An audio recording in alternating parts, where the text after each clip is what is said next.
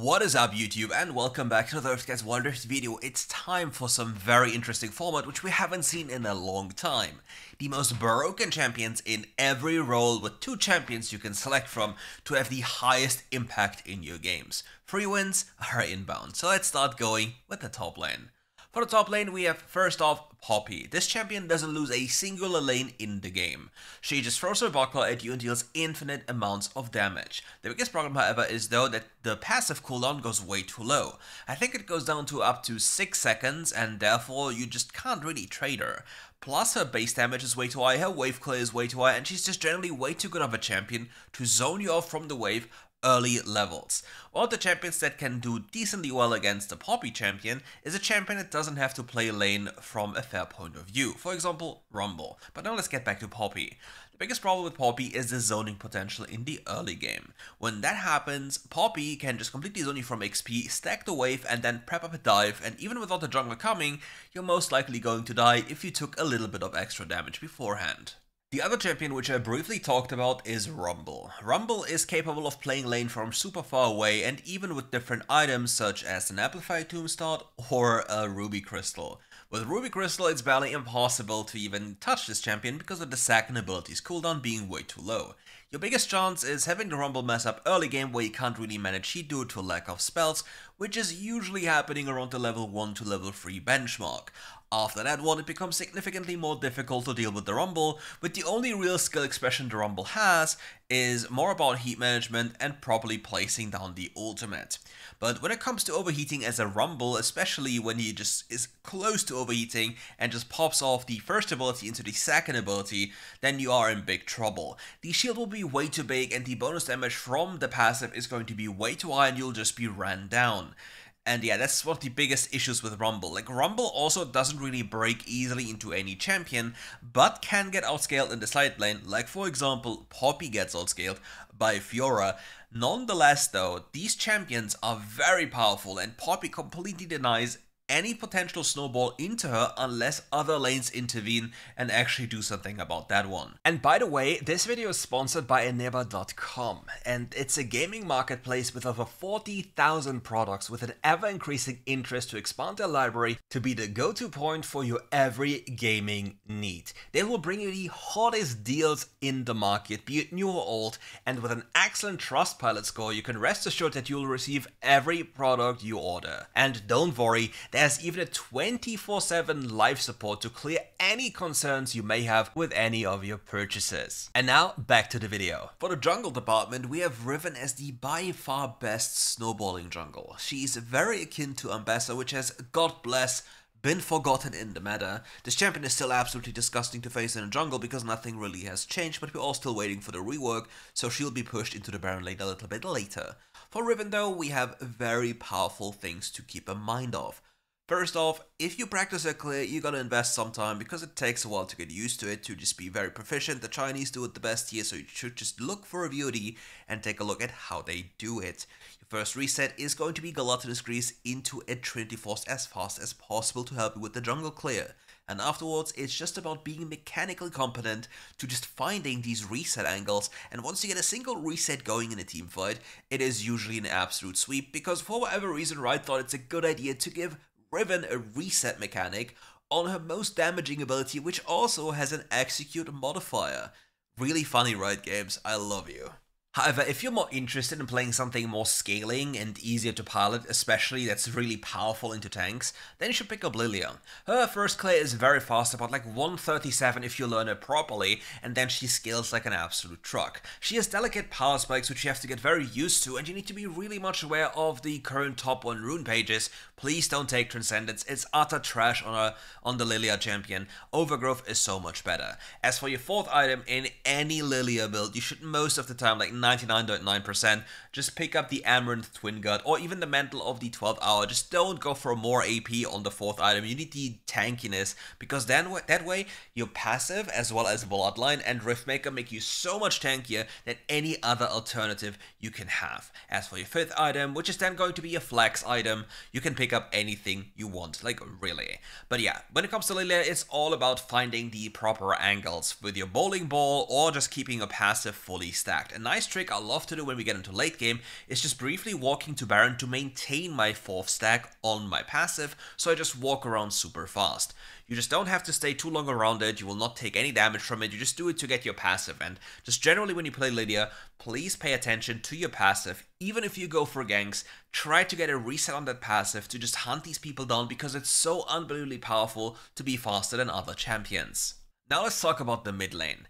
In mid lane we have 2 champions that are very popular and very powerful. I'm not gonna name every single mid lane champion because there are quite a few very broken ones, but let's go with Orianna first.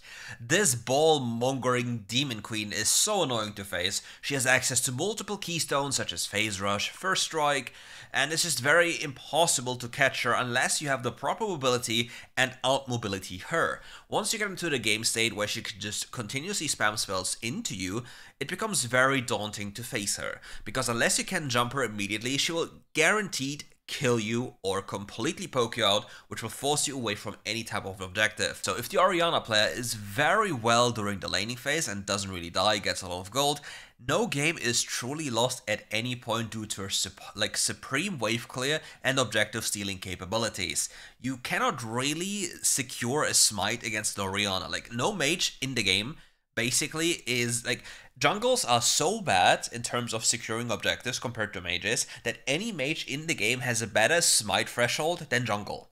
Like, outside of a few exceptions, like for example the big ultimates like Evelyn ultimate, Nunu ultimate, like these kind of things. But these mages just completely one-shot these objectives once they're low, because yeah, right, it's just funny and we don't want to buff smite. Even though jungle is objectively OP, there's one thing it's terrible at, and it's securing objectives, which is normally the role they're supposed to be good at. But if you're more interested in playing one of the most broken carries in current WildRift, it's going to be Corki. Like, Corki has a plentiful of builds, but the problem is, from my perspective, the by far best one is if you have Manamune and Trinity Force, and then you just build into anything you need for that game. Be it into a tankier champion, with Starox being an option when they don't have anti-shield, or more, or even crit. All of these options are available. And for your main rune, you run obviously Conqueror because you're a spell-weaving champion. And for your second rune, if you don't really need Bone Plating because you play into a mage that just takes Bone Plating away anyway, you can take Zombie Ward and then gain plus 25 AD for free, which makes your champion have even more AD, since the Trinity Force Manamune build has an infinite amount of AD already, which means you deal even more damage. But the biggest advantage of Manamune over things like a Sense Reaver is Manamune actually taking care of your mana issues while providing you with a lot more sustainable damage than the RNG-based Sense Reaver version does. Now for the AD carry, we have Ezreal and Varus. Ezreal is very powerful during the early game, but really struggles with killing tanks later on, which is kind of a big problem. Nonetheless, he has such a good early game that he can basically pop stomp most of the lanes he's playing, unless the support champion paired up with him isn't up to speed and can't really do anything. Nonetheless, he has the capability of playing lane from very far, like super safe, just lastly with his first ability, and can completely survive that one. He has also access to the Zombie Ward technology, especially paired up with Gathering Storm as well as Conqueror, making him even more powerful, giving him better scaling. But still, as an Ezreal, you cannot really kill super high HP hardstyle tanks because you simply don't deal enough damage, and other champions such as Varus will be a lot better for that one. As for Varus, this champion has only one signature weakness, only one, and that is mobility. This champion has probably the highest possible burst damage any AD carry can have out there, and nothing even comes remotely close.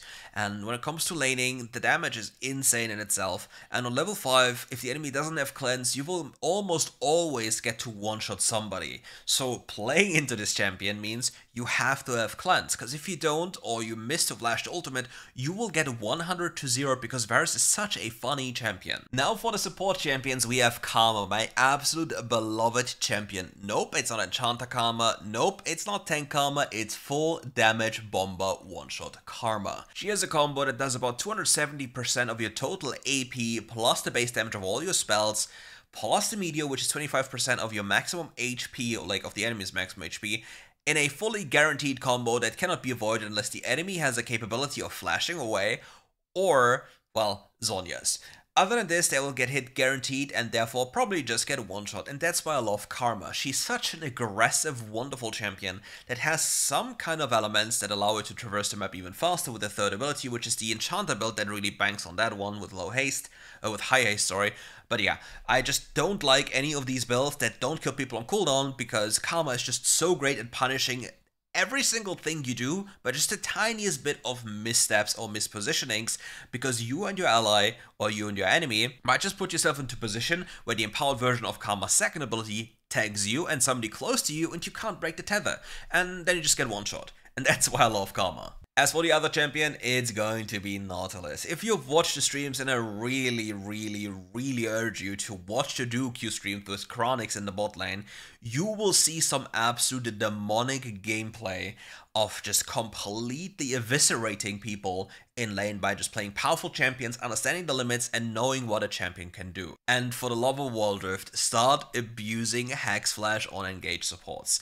It allows you to go for so many more plays, and if you don't have it available to you, you'll probably miss out on a few kills or repositioning or like anything along those lines, and you'll miss out on so much potential. And when it comes to these champions, potential is everything, because it's up to you to utilize support champions to a degree where they really showcase that they're broken. Because the support and the AD carry player base is making all these broken champions look very balanced. But yeah, that concludes my video about broken champions this patch. There's going to be another one if you truly want to. You can let me know in the comments below, because we still don't have tackled every single one that's truly broken, because we have quite a few ones, at least right now, unless Riot chooses to do something about that one. So if you want to have more info about these champions, or just generally more champions that are this broken, let me know in the comments below. Let me know what you think, and most importantly, have a beautiful day and come back for more WildRift content very soon, be it streams or videos. Take care.